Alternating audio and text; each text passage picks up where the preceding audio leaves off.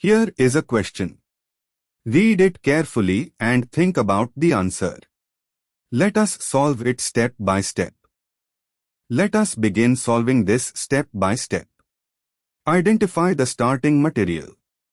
The starting material is CH3 to CHCH2OH, which is 2-methyl-1-propanol isobutanol.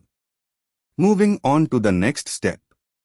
Reaction with PBr3. PBr3 converts the primary alcohol to the corresponding alkyl bromide CH3 to CHCH2Br1 bromo 2-methylpropane. Moving on to the next step. Reaction with Ng in dry ether.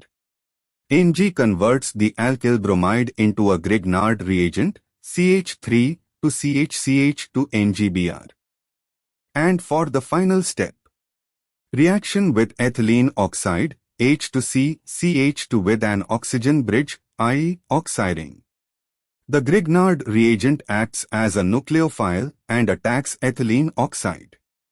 The carbon nucleophile CH3 to CHCH2 opens the epoxide ring, adding a CH2CH2O unit. After ring opening, the oxygen carries a negative charge as the magnesium alkoxide.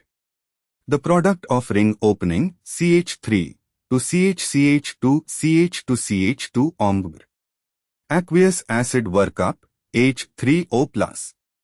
The magnesium alkoxide is protonated to give the primary alcohol CH3 to CHCH2CH2CH2O. This is 4-methyl-1-pentanol, which corresponds to option D, CH3 to CHCH2CH2CH2O. Why other options fail?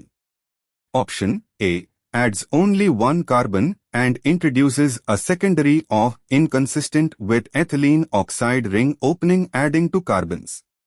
Option B, CH3 to CHCH2CH2OH adds only two carbons total from start, but the Grignard carbon plus ethylene oxide should give a chain extended by two carbons beyond the original alkyl group, giving 6 carbons total. Option B has only 5 carbons and doesn't account for the full chain.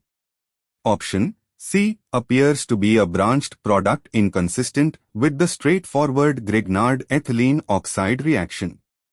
Option D correctly shows the Grignard carbon, 4 carbons from isobutyl plus 2 carbons from ethylene oxide, giving a 6-carbon primary alcohol CH3 to CHCH2CH2CH2O. Therefore, the correct answer is D. Therefore, the correct answer is option D.